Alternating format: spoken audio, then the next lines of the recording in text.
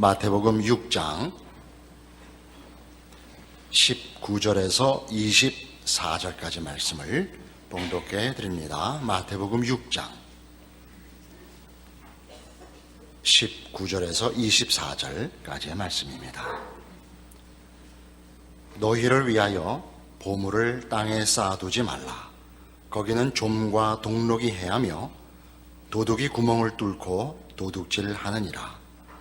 오직 너희를 위하여 보물을 하늘에 쌓아두라. 거기는 좀이나 동록이 해하지 못하며 도둑이 구멍을 뚫지도 못하고 도둑질도 못하느니라. 내 보물이 있는 그곳에는 내 마음도 있느니라. 눈은 몸의 등불이니 그러므로 내 눈이 성하면 온 몸이 밝을 것이요 눈이 나쁘면 온 몸이 어두울 것이니 그러므로 내게 있는 빛이 어두우면 그 어둠이 얼마나 더하겠느냐. 한 사람이 두 주인을 섬기지 못할 것이니 혹 이를 미워하고 저를 사랑하거나 혹 이를 중히 여기고 저를 경히 여김이라. 너희가 하나님과 재물을 겸하여 섬기지 못하느니라. 너희를 위하여 보물을 땅에 쌓아두지 말고 하늘에 쌓아두라 하는 가르침입니다. 우리가 별로 어렵지 않게 이 성경 말씀을 이해하고 또 당연하게 받아들일 수 있습니다. 그런데 결론에서 얘기하기를 24절에 보는 바와 같이 하나님과 재물을 겸하여 섬길 수 없다. 이 결론까지는 갈 길이 멀어 보입니다. 왜냐하면 재물에 또는 물질에 너무 매달리지 말고 하나님을 잘 섬겨라. 그러면 하나님께서 다 필요한 것 주실 것이다.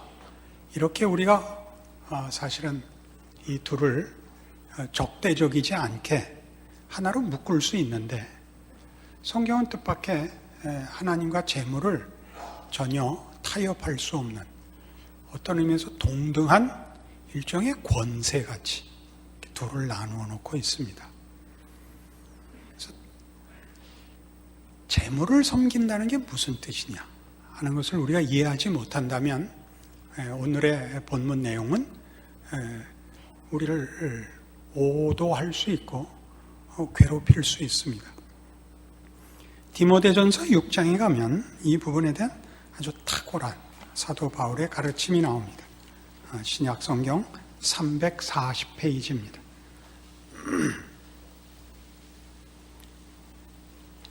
디모데전서 6장 3절입니다. 누구든지 다른 교훈을 하며 바른 말 곧 우리 주 예수 그리스도의 말씀과 경건에 관한 교훈을 따르지 아니하면 그는 교만하여 아무것도 알지 못하고 변론과 언쟁을 좋아하는 자니 이로써 투기와 분쟁과 비방과 악한 생각이 나며 마음이 부패하여지고 진리를 잃어버려 경건을 이익의 방도로 생각하는 자들의 다툼이 일어나느니라. 그러나 자족하는 마음이 있으면 경건은 큰 이익이 되느니라.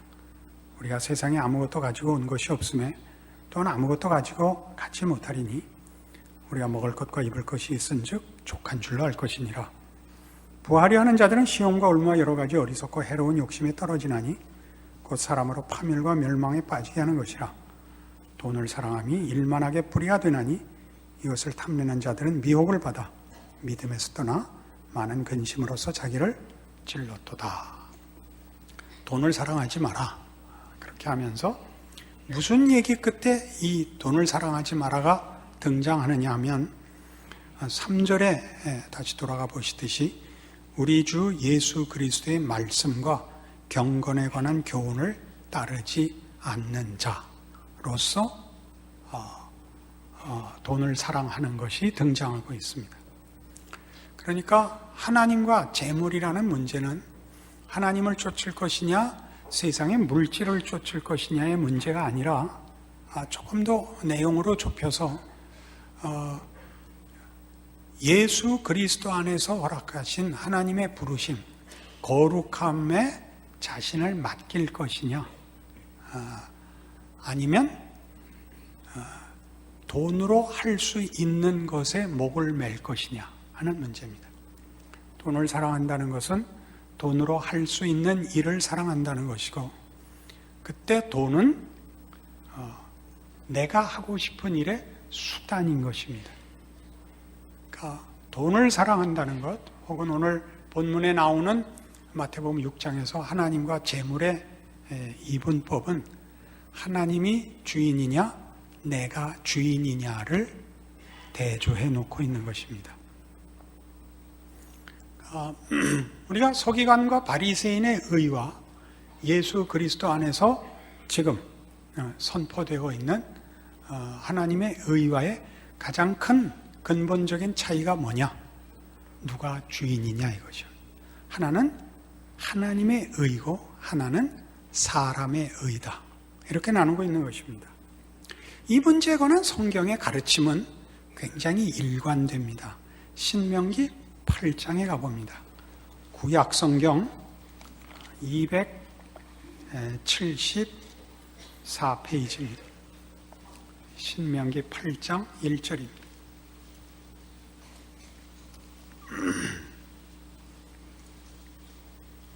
내가 오늘 명하는 모든 명령을 너희는 지켜 행하라. 그리하면 너희가 살고 번성하고 여호와께서 너희의 조상들에게 맹세하신 땅에 들어가서 그것을 차지하리라. 네 하나님 여호와께서 이 40년 동안에 네게 광야길을 걷게 하신 것을 기억하라. 이는 너를 낮추시며 너를 시험하사 네 마음이 어떠한지 그 명령을 지키는지 지키지 않는지 알려 하심이라. 너를 낮추시며 너를 줄이게 하시며 또 너도 알지 못하며 네 조상들도 알지 못하던 만나를 네게 먹이신 것은 사람이 떡으로만 사는 것이 아니요 여호와의 입에서 나오는 모든 말씀으로 사는 줄을 네가 알게 하려 하심이라.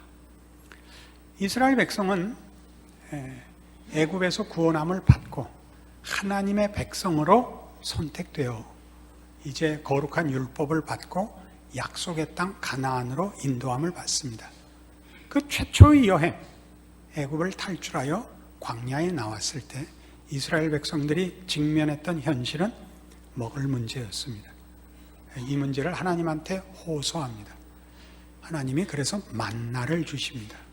광야 생활 40년 동안 하나님께서 저들을 먹이시고 입히셔서 그 뒤에 나오는 구절들에 있듯이 이 40년 동안에 너희가 굶주리지 않고 그 옷이 헤어지지 않고 그 발이 부르트지 않았다 라고 말씀하십니다. 그러면서 초점이 지금 신명기 8장 3절을 다시 보시면 너를 낮추시며 너를 줄이게 하시며 또 너도 알지 못하며 네 조상들도 알지 못하던 만나를 네게 먹이신 것은 사람이 떡으로만 사는 것이 아니요 여호와의 입에서 나오는 모든 말씀으로 사는 줄을 네가 알게 하려 하심이니라 그럽니다. 이스라엘 백성들의 말하자면 아우성은 이것이었습니다. 하나님의 말씀을 따르겠습니다. 그 뜻을 순종하겠습니다. 그러나 배가 고픕니다. 배가 고파서 하나님의 뜻을 못 따르오니 내가 배가 고프지 않으면 못할 게 뭐가 있겠습니까? 이 싸움에 이제 하나님이 말하자면 내기를 건 셈이죠. 너희가 먹을 것만 있으면 정말 내 거룩한 뜻을 순종하는가? 내 거룩한 뜻을 순종하는데 문제가 배고픈 것을 면하면 되는 것인가 보자. 배고픈 것을 면한다는 것은 꼭 양식만의 문제는 아니죠. 의복에 헤어지지 않고 그 발이 부르트지 않은 외적인 조건들을 만족시키는 것으로 무엇은 싸움을 했느냐? 인간의 본성이 거룩을 지향하는가? 생명을 사랑하는가? 진리를 사모하는가 보자. 진리와 거룩과 의를 지키고 못 지키는 근거가 외적 조건인가 내적 조건인가 보자 했을 때 그것이 40년 광야 생활 내내 하나님이 만나를 주셨고 그 의복이 헤어지지 않고 발이 부르트지 않게 했지만 저들은 하나님 말씀을 듣지 않아서 약속의 땅을 밟지 못하고 광야에서 다 죽습니다. 그래서 뭘 확인하느냐 하면 너희에게 필요한 것은 외적 조건이 아니라 내적 조건이다. 너희 부패한 마음을 고치는 것이 가장 시급한 문제다. 이것이 만나 사건입니다. 그러니까 바로 그런 차원에서 오늘 우리의 본문으로 돌아가 보면 마태복음 6장에서 이 하나님과 재물 두 주인을 겸하여 섬길 수 없다는 이 문제를 위하여 어디로 끌고 가느냐 하면 21절에 본문 마태복음 6장 21절에 네 보물 있는 그곳에는 네 마음도 있느니라. 네 마음이 무엇을 소원하는지, 너희 본성이 어떤 존재인지 네가 보물로 삼는 것으로 보라 이거죠. 우리는 다 재물로 가 있는 거죠. 그러니까 신명기식으로 얘기하면 떡을 주시면 되죠. 그러나 떡을 먹자. 우린 무슨 핑계를 댈 수 없게 됐냐 하면 외적 조건이 만족됐다고 해서 우리의 내적 조건이 거룩한 것을 만들어내지는 못하더라는 걸 봅니다. 우리에게 필요한 것은 하나님의 말씀입니다. 여기서 하나님의 말씀은 말씀이라는 우리 일반적인 이해가 갖는 어떤 권유, 내용 정도가 아닙니다. 하나님의 통치, 하나님의 간섭, 인격적인 개입이라는 더 큰 개념을 가집니다. 우리가 사실 우리의 기독교 신앙을 조금만 교회사적으로 이렇게 살펴보면 이것은 뭐 역사 속에서 언제든지 반복해서 확인됐던 문제입니다. 성경에서만 인간의 마음이 부패했다고 얘기하는 것이 아니라 역사가 증언을 하고 있습니다. 우리가 잘 아는 우리 기독교 신앙에서 가장 큰 적으로 여기는 세속성이라는 걸 보시면 압니다. 우리가 세속성이라고 얘기를 하면 우리는 성속의 분리라는 개념으로 거룩한 것과 세속적인 것을 구별하여 기독교 신앙을 이해하고, 그럴 때 속되다 하는 것은 아주 원색적으로는 물질적인 것, 그다음에 뭐 조금 더 가면 자기의 세상적인 기쁨을 찾는 것, 그러니까 뭐 물질적이거나 쾌락주의거나 또는 조금 더 나아가서 쓸데없는 도덕성과 윤리성이 없는 허랑방탕한 것쯤으로 생각을 합니다. 그러나 세속주의라는 것은 그 출발에서부터 그 주된 관심사가 이것보다 큽니다. 세속성이라는 것은 어떤 윤리, 도덕이나 종교 같은 그런 그 명분들을 권위를 가지고, 힘을 가지고 우리를 붙들어 매야 하는 것에서 도망간, 집 나간 자식이나 학교에서 도망가는 것을 세속주의라 그러지 않고, 세속주의란 계몽주의적이고 물질 번영적이며, 그리고 무엇보다 인간의 가능성을 믿는 주장입니다. 여기서 말하는 인간의 가능성을 믿는다는 건 무슨 뜻이냐면 하나님으로부터 독립하여 인간에 대한 이해를 성숙시키는 것을 말합니다. 이때 인간 이해의 성숙이라는 것은 인간이 무지몽매하게 어디 붙잡혀 있기에는 훨씬 고급하고 가능성 있는 존재다라는 것입니다. 그것은 일부에서 맞습니다. 인간은 교육되어야 하고 훈련되어야 하는 존재인 것이 사실입니다. 무지에서 벗어나야 되고 양심을 따라 사는 윤리 도덕적인 삶을 훈련해야 됩니다. 그러나 그것을 기독교가 주장하는 하나님으로부터 자신을 독립시키는 것을 인간 이해의 성숙이라고 이해하는 바람에 하나님을 주인으로 섬길 것이냐, 우리 자신을 신으로 주장할 것이냐라는 문제로 교회사 속에 교회를 늘 도전했던 사상입니다.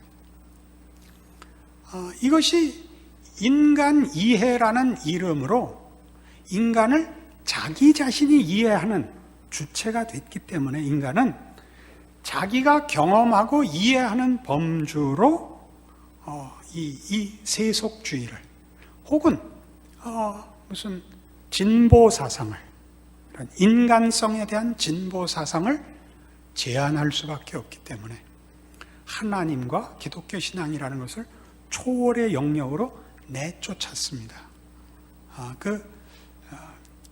약간 미친 사람들끼리 하는 일쯤 됐습니다. 우리가 우리 한국 사회에서 살면서도 무당이 있다, 신접한 자가 있다는 걸 크게 의식하지 않고 살고, 크게 우리의 삶에 이렇게 부닥칠 일이 없는 걸로 사는 것 같이 기독교가 이렇게 쑥 현실과 일상에서 또 밀려나게 된 것입니다. 그러니까 보이는 세계가 전부가 되자, 그 다음에는 힘을 쓸 수 있는 것, 자기를 증명할 수 있는 것은 세상의 힘이 되고 말았죠. 그 세상의 힘은 가장 대표적으로 재물이 된 것입니다. 그러나 이 문제에 대하여 기독교가 주장하는 바는 이것입니다. 요한복음 6장에 가시면 예수님께서 친히 이렇게 말씀하십니다. 요한복음 6장 47절,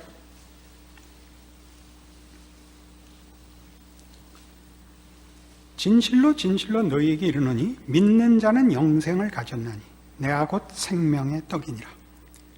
너희 조상들은 광야에서 만나를 먹었어도 죽었거니와 이는 하늘에서 내려오는 떡이니 사람으로 하여금 먹고 죽지 아니하게 하는 것이니라. 나는 하늘에서 내려온 살아있는 떡이니 사람이 이 떡을 먹으면 영생하리라. 내가 줄 떡은 곧 세상의 생명을 위한 내 살이니라 하시니라. 이건 분명히 그 배경에 무엇을 가지고 있느냐 하면 아까 읽은 신명기 8장을 배경에 갖고 있는 것입니다. 사람이 떡으로만 살지 않는다. 너희가 먹은 떡은, 여기 지금 읽은 요한복음 49절에 나오듯이 너희 조상들은 광야에서 만나를 먹었어도 죽었거니와 를 배경으로 갖고 있습니다. 그들이 먹은 떡은 뭐죠? 자신이 주인이 되어 자신의 소원과 의지와 선택을 이루기 위한 에너지에 불과했죠. 그래서 지금 예수님은 뭘로 오시냐면 생명의 떡으로 오십니다. 예수님이 생명의 떡으로 오시는데, 예수를 믿는다는 것은 그런 의미에서 뭐냐 하면 유한한 피조물이 자기가 자기의 주인이 되어 피조물의 한계 속에서 죽어가던 자리로부터 예수 그리스도로 말미암아 신성의 영원함과 진리됨으로 우리를 불러 하나님의 통치가 주는, 하나님이 우리의 필요를 채워주는 창조주여 아버지로서 보호자가 됨으로써 가지게 되는 영생으로 부르고 있다는 뜻입니다. 그래서 그 영생은 어떤 영생이냐면, 기독교 신앙이란 하나님의 어떠하심의 그 영생과 진리와 이런 속성과 복됨의 참여입니다. 그 참여라는 것을 가장 잘 나타내는 것이 성만찬입니다. 우리가 성찬식에서 주의 몸을 기념하고 흘린 피를 기념하는 떡을 떼고 잔을 받는 일은 예수 그리스도께서 우리의 마음, 영혼의 양식이요, 우리에게 허락된 하나님의 신성으로 부르시는 하나님의 부름이라는 뜻이 되는 겁니다. 그러니까 기독교 신앙은 어떻게 되어 있느냐 하면 아주 미묘한 문제입니다만, 그러나 분명하게 예수 그리스도께서 문을 열어주러 오시거나 예수 그리스도께서 우리를 권면하러 오시거나 예수 그리스도께서 보여주러 오는 정도가 아니라, 성경의 선언은 내가 곧 길이요 진리요 생명입니다. 예수만이, 예수가. 그러니까 예수님의 가르침은 언제나 예수님이 돌을 깨우친 이로써 후학들을 가르치는, 도를 전하고 깨우침을 가르치는 것이 아니라 당신의 생명을 우리에게 먹이고 당신의 진리와 영광을 우리에게 채우는 당신, 주인이신 겁니다. 그래서 당신은 생명의 떡입니다. 우리는 성경에 이런 선언들을 얼마든지 보는데 내가 곧 부활이요 생명이니랍니다. 그러니까 이 일의 중요성은 이겁니다. 우리가 예수를 믿는다고 얘기할 때 그것이 믿음이 예수와 분리돼서는 안 되며 헌신이 예수와 분리돼서는 안 됩니다. 그러니까 기독교 신앙은 우리가 오늘 보는 바와 같이 왜 하나님과 제물로 나뉘느냐 할 때 하나님이 주인이냐 아니냐로밖에 나뉠 수가 없습니다.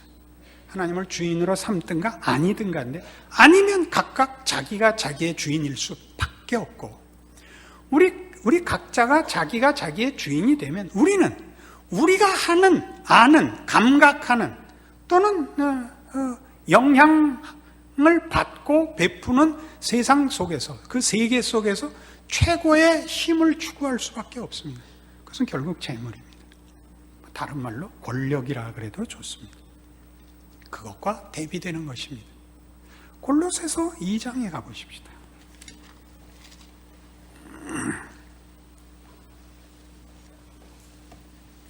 324페이지 골로새서 2장 6절입니다.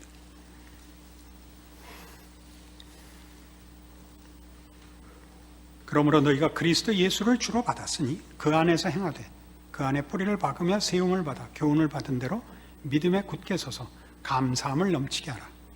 이 참 재미있는 표현이네요. 예수를 주로 받았으니 그 안에 뿌리를 박으라. 그의 생명을 먹으라. 우리 기독교 신앙에서 이제 놀라운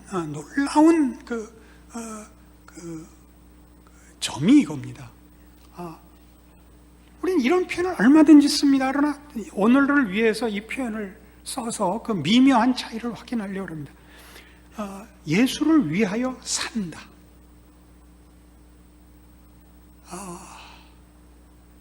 예수를 위하여 헌신한다. 이런 거 다 맞는 말입니다.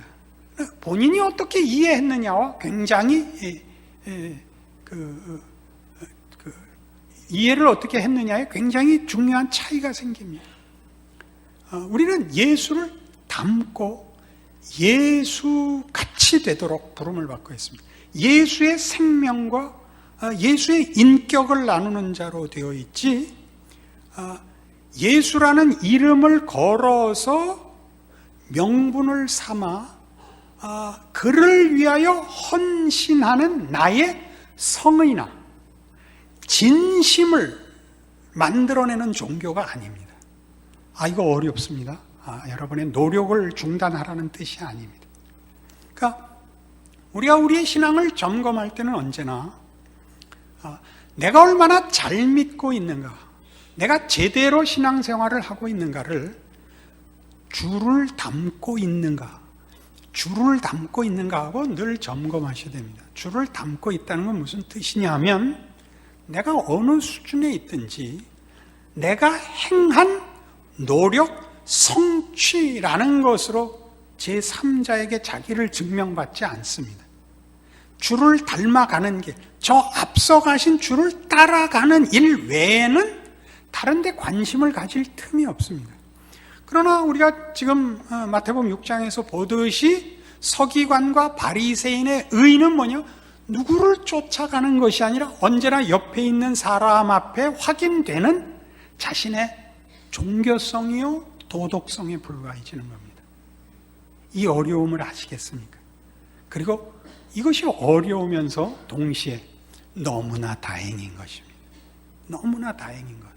우리는 주를 쫓는 자들입니다. 주를 닮기 위하여 사는 자들입니다. 주께서 당신의